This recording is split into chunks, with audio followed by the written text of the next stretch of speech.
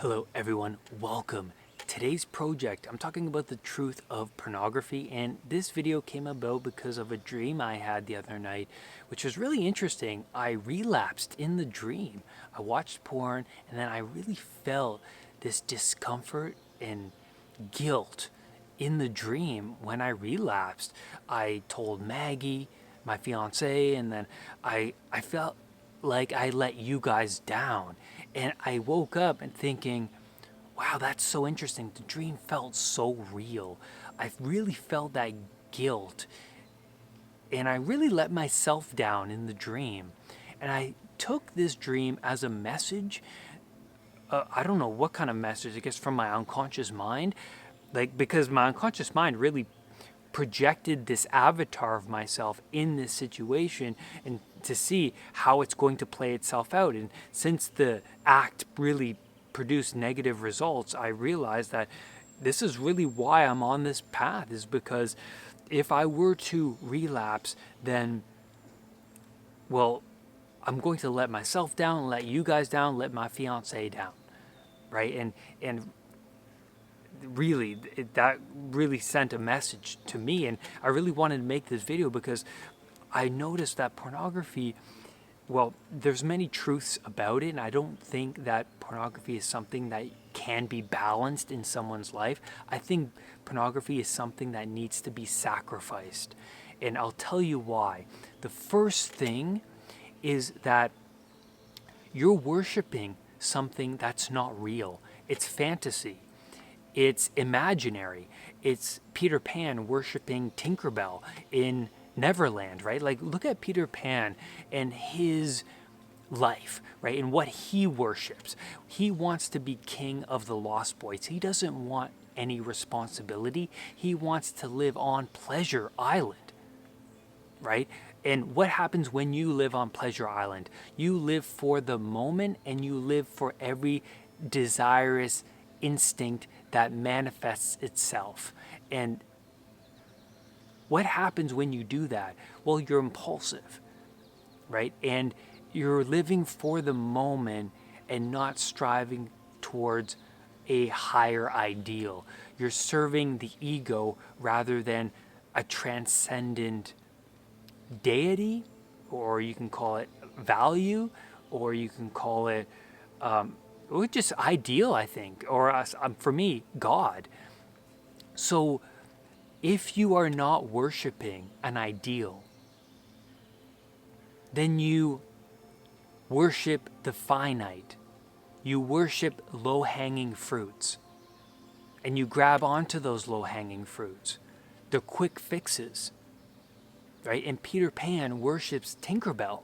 Because if you watch the movie like I did when I was a kid, Tinkerbell was this imaginary thing that flutters around his imagination, that's provocative, and he can worship it at any moment, at any time, and it serves his every whim. But what happens when you come into contact with something real? When he comes into contact with Wendy, a real woman who wants a future, children, a life, right? Well, Peter Pan doesn't want that. That's a lot of responsibility. He's going to have to contend with the challenges of a real relationship, because a real relationship is someone you wrestle with for the rest of your life. They're going to bring out the best of you, and hopefully you bring out the best in them, but they call you out on the things that the standards you're not meeting, or the potential that remains dormant. So, for example, a woman tends to bring men out of unconsciousness, like in The Lion King when Simba is on Pleasure Island with Timon and Pumbaa singing, live for the moment and treat all of your desires right now, right? And then Nala comes into Simba's life and she slaps him out of his dopey unconscious behaviors with Timon and Pumbaa. Like, get your act together, go out into the kingdom, save the kingdom. You have a lot of responsibilities here. Grow up, right? And I think pornography for men need to be sacrificed. I mean, I can't tell you when you're 19, like, don't watch porn. Like, I wouldn't recommend anybody to watch porn ever in their life. That would be the ideal situation. But if you do, there has to be a point in your life. Even if it's, if you know, even if you're 50 or 60 or 70 right now still watching it, it's like, sacrifice it. Now's the time to sacrifice it, because it's not serving you.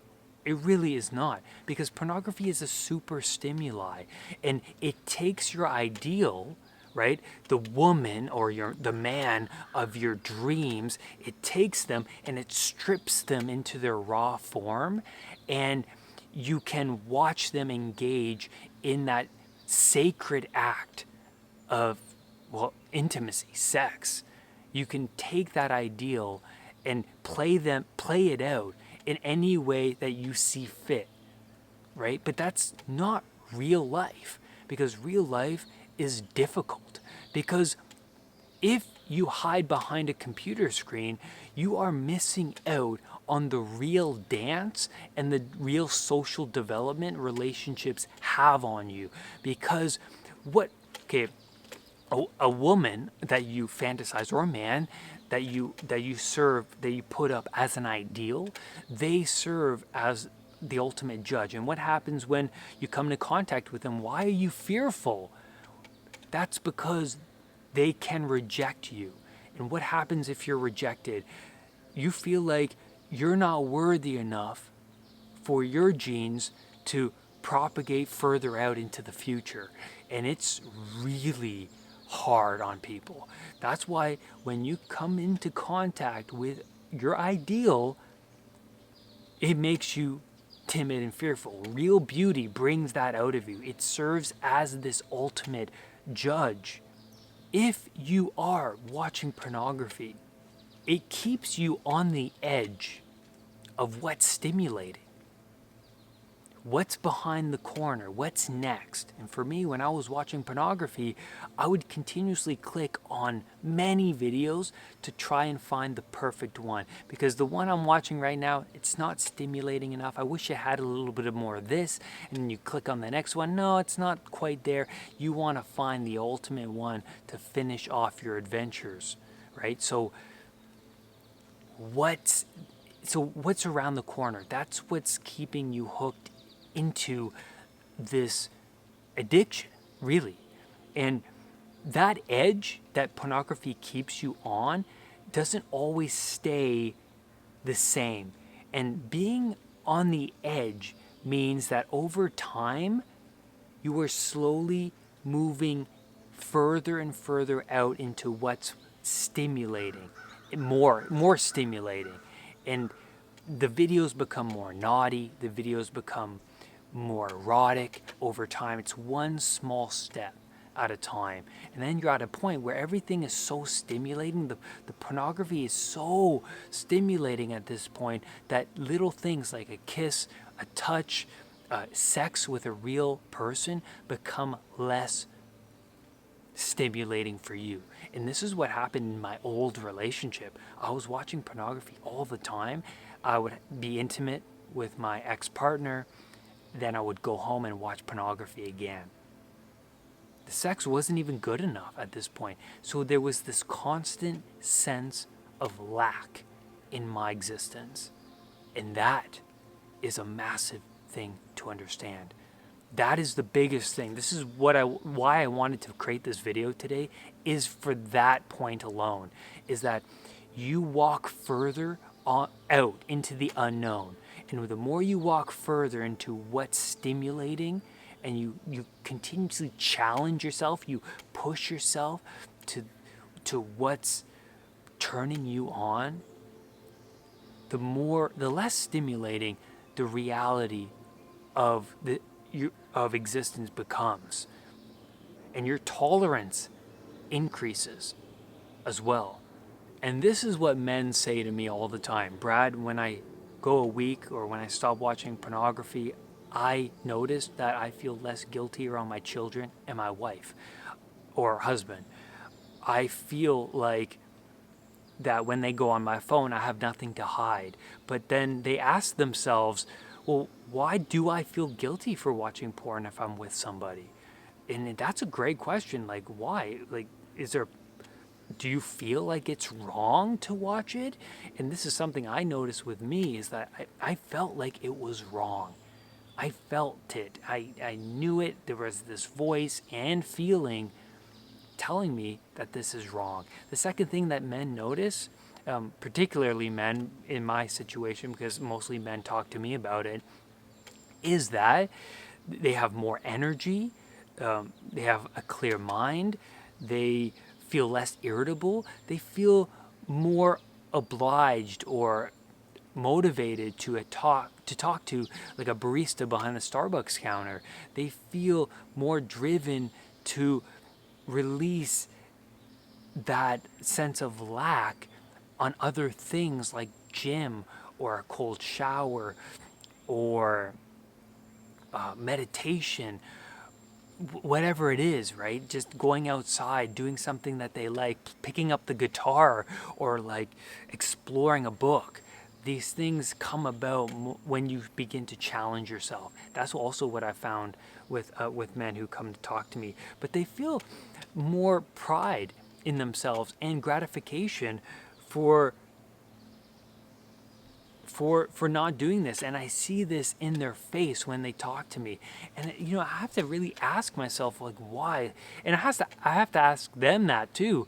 Why do you feel this gratification? Why do you feel this pride? I mean, and they go, well, it's something that grit me for a long time, that I had no control over. And now I see within myself that it doesn't have to control me, that I don't have to listen to that feeling. If I want to watch something, if I have this desirous intent to engage in this act, I don't have to do that. And when you show yourself that you don't have to do that, you can say no, then everything changes.